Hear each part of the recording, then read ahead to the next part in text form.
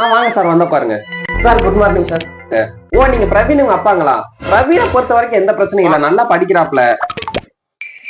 இன்னும் கொஞ்சம் மட்டும் எஃபர்ட் போட்டு படிச்சா அப்படின்னா இன்னும் நல்ல மார்க் ஸ்கோர் பண்ணலாம் சார். கண்டிப்பா இன்னும் நல்லா படிக்கிறீங்க சார். வேற ஒரு கம்ப்ளைண்ட் பண்ற மாதிரி பெருசா ஒண்ணும் இல்ல. இந்த இடத்துல மட்டும் சைன் போட்டு நீங்க கிளம்பிங்க சார். அப்பாவை கொண்டு கீழே விட்டுட்டு வந்துடுறேன் சார். Thank you sir. ஓகே, போய் விட்டுட்டு வா, போ. ஏன் சார், உங்க பையன் என்ன சார் இப்படி இருக்கான்? படிக்கிறதே இல்ல, எப்ப பார்த்தாலும் விளையாட்டு விளையாட்டு விளையாட்டு ஆரம்பிச்சிட்டாரு. இல்ல, இவன் கூட இன்னும் 4 எரும மாடு இருக்கு. அந்த 4 எரும மாடு கூட சேர்ந்துட்டு பேசிக்கிட்டே இருக்கான் கிளாஸ்ல. நான் மட்டும் இல்ல, எல்லா ஸ்டாஃபுமே கம்ப்ளைண்ட் பண்ணிட்டு இருக்காங்க இவன் மேல. அப்பா அப்படிலாம் இல்லப்பா, அவரோட டியூஷன்ல நான் சேரலன்னு சொல்லி அந்த கடுப்புல பேசிட்டு இருக்காருப்பா. சரி, உங்களுக்கு போன் பண்ணினாச்சும் வர வச்சு பேசலாம்னு பார்த்தா என்னோட நம்பரை பிளாக் பண்ணி வச்சிட்டாங்க. எப்ப கூப்பிட்டாலும் பிசி தான் வருது. சரி, நேர்லனாச்சும் கூப்பிட்டு உங்களோட பேசலாம்னு சொல்லிட்டு நேர்ல கூட்டிட்டு வாடான்னு சொன்னா சொல்லவே மாட்டேங்கிறேன். வீட்டுல சொல்லிருக்கானு. ஐயோ, இன்னைக்கு என்னவெல்லாம் நடக்க போகுதோ.